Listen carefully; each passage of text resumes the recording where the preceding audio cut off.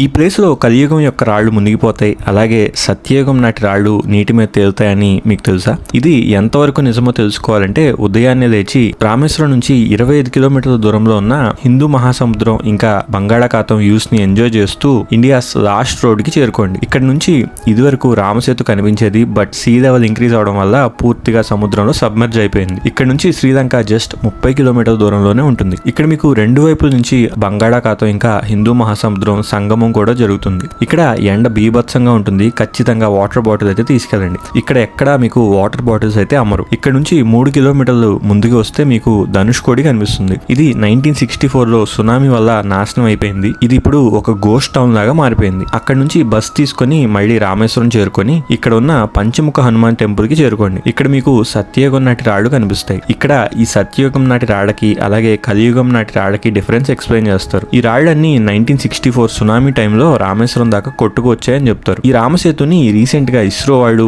NASA యొక్క ICESat-2 satellite use చేసి satellite imaging ని 6 సంవత్సరాల పాటు స్టడీ చేసి ఒక actual detailed under water map ని క్రియేట్ చేశారు. ఈ రామసేతు ఇండియాలో ఉన్న ధనుష్కోడి నుంచి శ్రీలంకలో ఉన్న తలైమన్నార్ టౌన్ ని కలుపుతుంది అని మనం ఈ మ్యాప్ లో చూడొచ్చు. ఈ రీల్ ని మీ ఫ్రెండ్స్ అండ్ ఫ్యామిలీకి షేర్ చేయడం మర్చిపోకండి.